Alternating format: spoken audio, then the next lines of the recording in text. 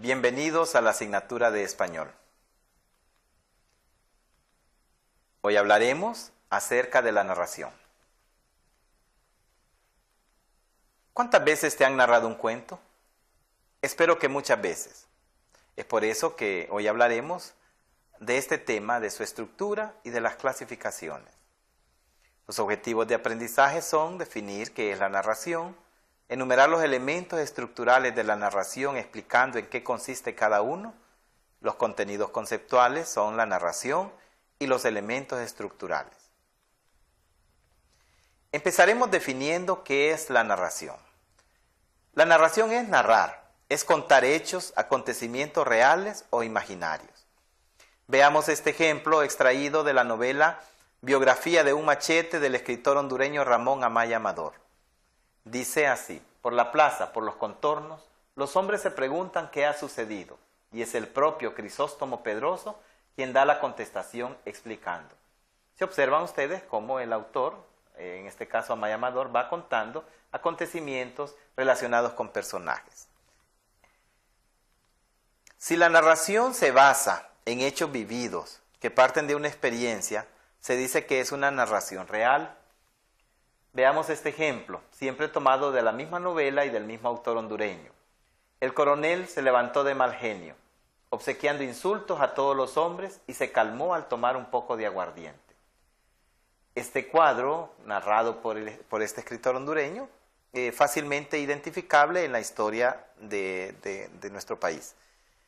Ese personaje, con sus características propias, con el mal genio que posee, y lo podemos observar tomándose un poco de aguardiente, es fácilmente identificable en la vida real. Por eso podríamos decir que este hecho es extraído de la vida real. Por lo tanto, podría considerarse como, a pesar de que es literatura, como una narración basada en hechos reales. Si los hechos que se narran nacen de la imaginación y son ficticios, entonces se dice que la narración es ficticia o es fantástica. Veamos. La golondrina volteó hacia arriba y vio que los ojos del príncipe estaban llenos de lágrimas, que se resbalaban por sus mejillas de oro. Este fragmento es tomado del cuento El príncipe feliz de Oscar Wilde, escritor inglés. Vean lo fantástico, lo imaginario de este texto. Príncipe con mejillas de oro, y de esas mejillas, sobre esas mejillas de oro resbalaban lágrimas. Se trata de la estatua de un príncipe. Es un hecho que no puede ocurrir en la realidad, por lo tanto es un hecho fantástico, producto de la imaginación del autor, y a ese tipo de narración se le llama precisamente así, narración fantástica. Veamos los elementos que forman todo texto narrativo. Empezaremos por la estructura. Todo texto narrativo tiene un principio, un inicio, un origen. Algunos le llaman exposición, otros le llaman introducción. En esta parte se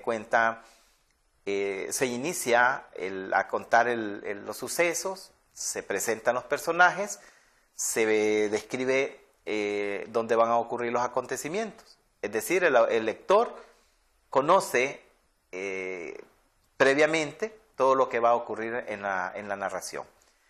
Cuando los acontecimientos se complican, cuando llegan a un enfrentamiento los personajes, los sucesos se vuelven complicados, a esto se le llama el nudo. Y ese nudo generalmente tiene una solución, ya sea favorable o desfavorable, y eso se marca al final de la obra y se le conoce como desenlace. Estos tres elementos, en este orden que están, corresponden a una estructura clásica de todo texto narrativo. Sin embargo, pueden alterarse. Al alterarse, entonces eso responde a otros estilos de textos narrativos, un poco más complicados, pero que existen en la literatura universal. Todo esto forma parte de lo que se conoce como el contenido. Otro elemento estructural son los personajes. Hay personajes principales, que son aquellos que alrededor de ellos giran todos los acontecimientos. Son los que llevan la batuta de la narración. en ellos se basa el autor para generar todos los acontecimientos. Existen los personajes secundarios que sirven de apoyo para las acciones que realizan los principales. Generalmente están a favor o en contra del personaje principal. Si están en contra se le llama antagonistas. Y están los de fondo, que sirven para crear el ambiente, para darle vida a los espacios, al ambiente de la narración, y generalmente son aquellos personajes que no tienen mayor participación, incluso no tienen ningún diálogo, pero que son sumamente importantes para crear el ambiente. Otro elemento estructural importante es el tiempo. El tiempo, veamos este ejemplo para que veamos qué clases de tiempo existen. Muy de mañana dice cuando los chicos buscan algún juego. Aquí el adverbio mañana está determinándonos exactamente el momento en que están ocurriendo los sucesos. Cuando eso pasa, decimos que el tiempo que se está utilizando es un tiempo cronológico, es un tiempo objetivo. Sin embargo, existen otros tiempos.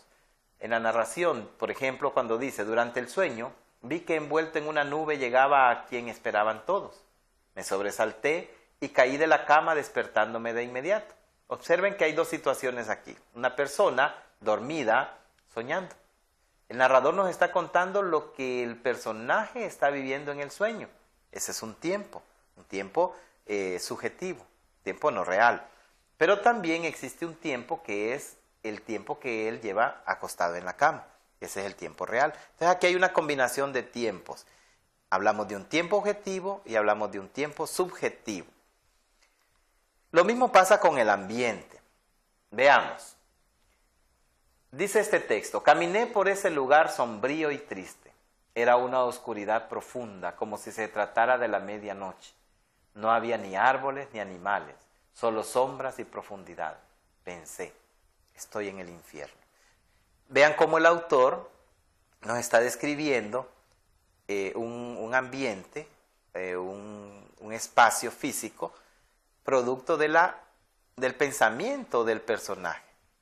Entonces, este tipo de ambientes es un ambiente también subjetivo. Algunos le llaman ambientes psicológicos. Están en la mente de los personajes. No son ambientes reales, aunque lo podríamos describir. El otro ambiente, veamos el ejemplo. Durante el día jugaba en el jardín con mis amigos y bailaba en la noche en un gran salón. Alrededor del jardín había un muro muy alto y nunca me interesó saber lo que había detrás de él. Observen cómo en esta descripción el autor totalmente nos describe, nos dice cómo es el lugar. Aquí no hay ninguna duda, no se basa en el pensamiento de un personaje, ni se basa en imaginaciones, sino que nos está diciendo exactamente cómo es el lugar, cómo es el ambiente. Otro elemento estructural es el narrador. El narrador es quien cuenta la historia. Algunas veces es también el personaje, pero regularmente no lo es. Si el que narra es el personaje principal, lo va a hacer en primera persona, y a este tipo de narrador se le llama narrador protagonista. Si el narrador cuenta los hechos en tercera persona, observa los acontecimientos y a los personajes, pero no conoce cómo piensan y cómo van a actuar, se le llama narrador observador.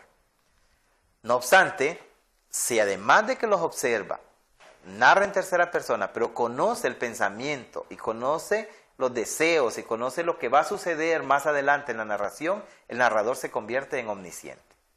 Omnisciente quiere decir que lo conoce todo.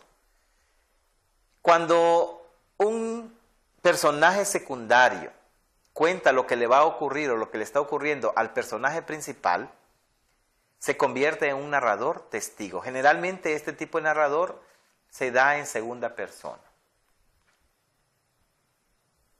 Es la hora de la tarea. Vamos a pedirles que cuenten una narración corta en donde se identifique claramente el principio, el nudo y el desenlace. Pueden escribirla en su cuaderno y compartirla con sus compañeros.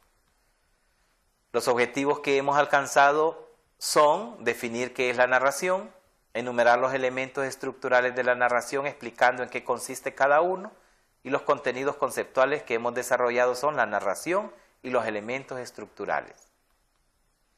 Muchas gracias.